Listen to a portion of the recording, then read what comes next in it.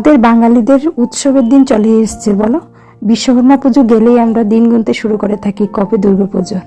আর আমাদের বাঙালিদের তো 12 মাসে 13 পার্বণ লেগেই আছে। এই মনসা পুজো, এই গণেশ পুজো, এই বিশ্বকর্মা পুজো, এখন আবার দুর্গা পুজো, তারপরে তো কালী পুজো, লক্ষ্মী পুজো, আর শেষই হবে না আমাদের।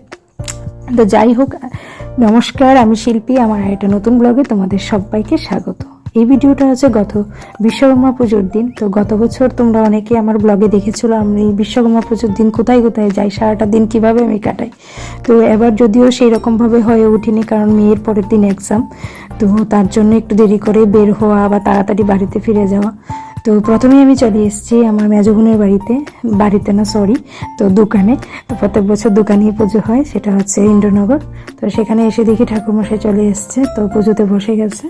তো এই যতক্ষণে পুজো হচ্ছে ততক্ষণে আমি একটু শর্ট নিয়ে নিলাম, কারণ আমি যেখানে যাই এখানে একটু একটু করে শর্ট মেমোরি রেখে দিই, তো তোমাদের সাথেও শেয়ার করি। আর ছাড়া এগুলি তো আমার মোবাইলে সবসময় থাকবে না, কারণ মোবাইল খারাপ হয়ে যেতে পারে, মেমোরিও ফুল হয়ে যেতে পারে, অনেক প্রবলেমই হতে পারে।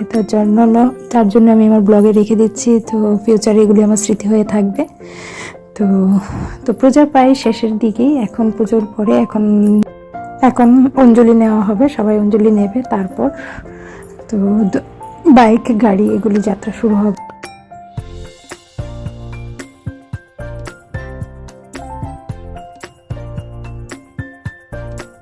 বাইক, গাড়ি, আমাদের গাড়ির যাত্রা হয়ে গেল।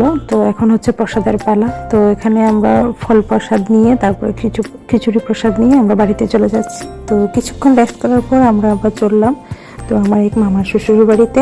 তো সেখান থেকে আমরা চলে যাবো আমার বড় বোনের বাড়িতে। তো তাড়াতাড়ি গিয়ে তাড়াতাড়ি চলে আসতে হবে। তো এই যে চলে আসলাম বোনের বাড়িতে। তো এখানে যাওয়াটা অনেকটা লেট হয়ে যায়। তো যদিও আগে তো সবসময় অনেক আগেই চলে আসতাম, আগের দিনই চলে আসতাম, হয় না। তো এখানেও খুব বড় করে পুজো হয়। তো আমরা এসে আর বেশিক্ষণ দেরি করিনি, কিছুক্ষণ বসে আমরা খেতে বসে পড়েছিলাম। তো কারণ কালকে ওর পরীক্ষা। তো